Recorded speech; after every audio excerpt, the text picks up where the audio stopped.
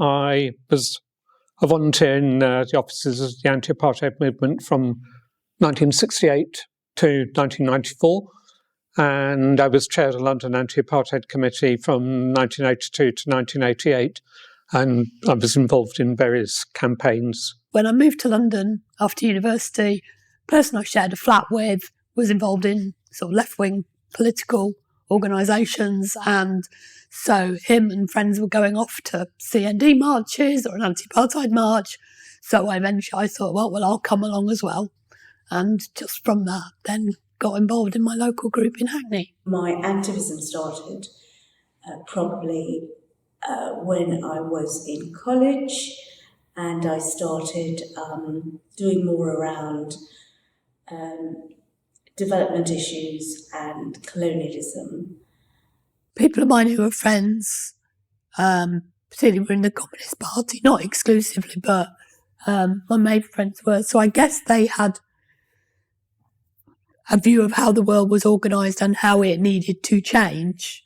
That was the starting point in how they explained things to me, how that governs what you do. That is a very different starting point to they are victims and we are the generous people. So it's understanding the activity you've got to take is around that. Is, as a British person here, what's my government doing?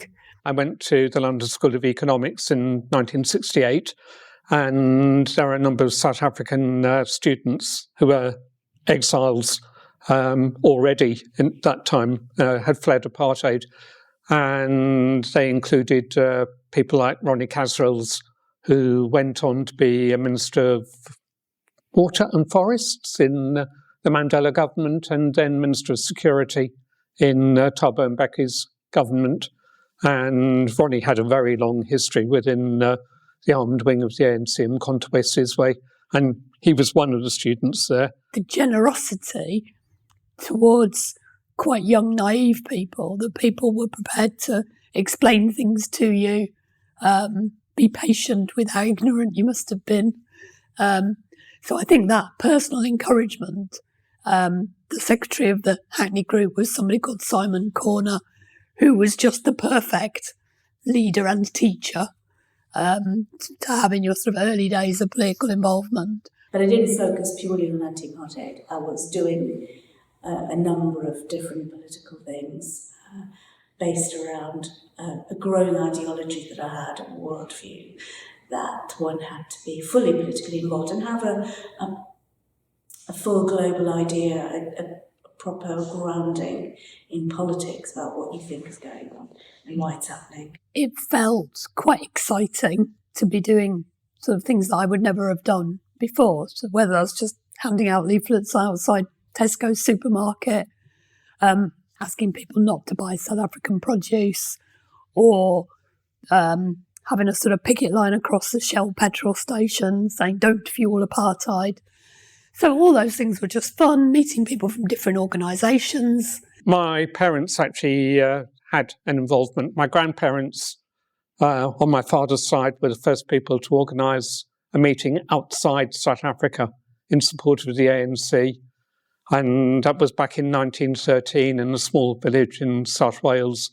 Because I found that message about solidarity rather than charity very, very powerful. So the sense that, we are not just giving to poor people in Africa, but we are supporting those who are struggling in Africa.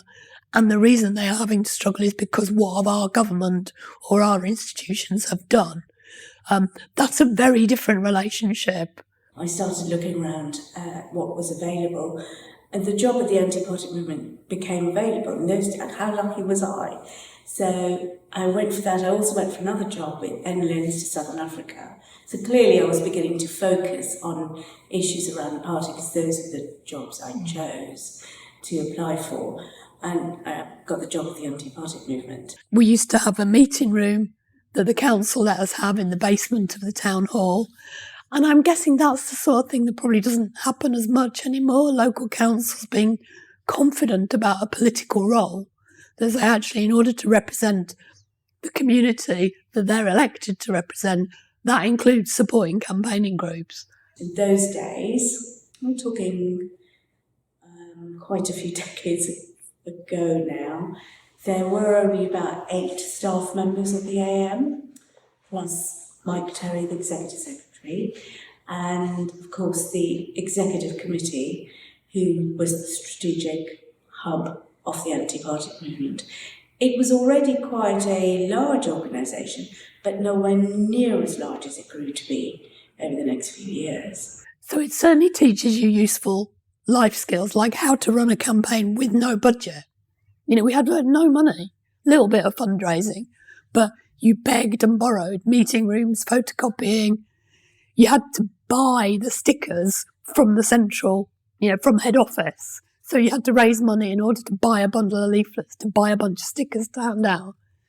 So, of course, later on, when I got jobs in the voluntary sector or working for schools, as I've done in more recent years, it's amazing. You have your own photocopier. So it's really easy to get things done when you've got money, but the skills you learn how to do it without, what we achieved was absolutely amazing. Something urgent happened. We had a telephone tree. Everybody had 6 numbers in a little box. And when someone phoned you, you phoned everybody else in that box. Each of them then had a bunch of people they had to phone. And I look now, I think, how on earth did we achieve everything? That must have taken whole evenings out of people's lives.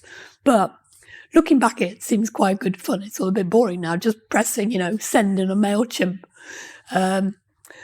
distribution list. But yeah, so it was a lot of very not terribly exciting work in order to make the campaigns happen. All that time we spent stuffing envelopes at 2 o'clock in the morning in Mandela Street or Charlotte Street before.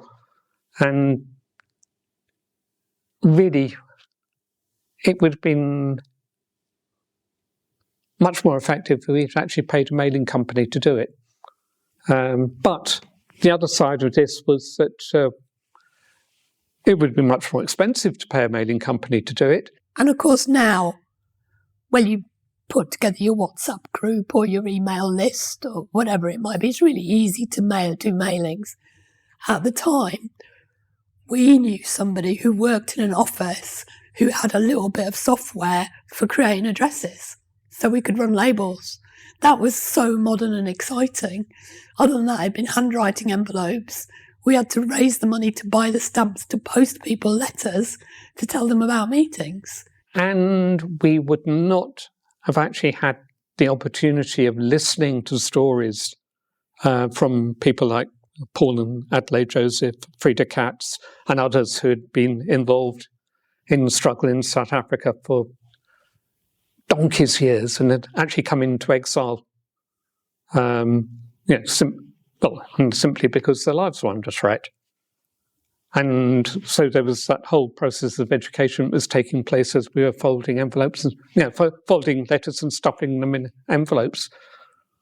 That's how we all had to communicate, in a pre-internet, pre-email, pre-mobile phone way. So just having somebody with a camera who could then, get a photograph to put in anti-apartheid news, because there wasn't a website. All of those things, it really brings it back. How something that seems quite recent to me, it still feels like a big part of my life, not that long ago, is a different era. I thought that the experience of being together with a large number of people all wanting the same thing, all politically active in many different ways as well, and very committed, focused, quite young, many of us. It was a very exciting time. It was in some ways easy because we had a goal, and that was a clear goal, to get rid of apartheid and to support the struggle in South Africa to get rid of apartheid. And of course you had the frontline states, so Angola, Namibia, Zimbabwe and Zambia and so on, who were still struggling with their independence at the time. So it was an amazing time of political change in the region. which sparked off all our activities. We took our guidance from what was going on in the region, and of course the exiles from South and Southern Africa were working with us, leading us strategically to a large extent as to what we ought to be doing. 1968, the English Rugby Football Union decided that they were going to invite the South African national team, the Springboks, which was a racially selected team. There were no black players in it whatsoever. And they decided they were going to invite them to tour the UK, and the Scottish Rugby Football Union and Welsh came on board as well. And Peter Hain, who had just come into exile with his family in 1966, decided that we had to organise against this. And he set up the Stop the 70s Tour Committee with the Anti-Apartheid Movement. And basically, we decided that we were going to storm the pitches. We were working internationally as well as nationally. And we had a clear person in the UK that we could demand questions of. That was the Prime Minister, it was Maggie Thatcher at the time. So that was a clear focus for us as well. So in many ways, it was targeted, focused, very active, very energetic. And the idea of sanctions and the boycott had, of course, been honed over the years since 1959 and had now become the full package by then, which was in every area of life. The apartheid regime should receive nothing to make it feel that it was part of the international community. So whether that was sports, business, trade, diplomacy, we were on all fronts campaigning to say, isolate this regime. We have got an obligation to say if things aren't right.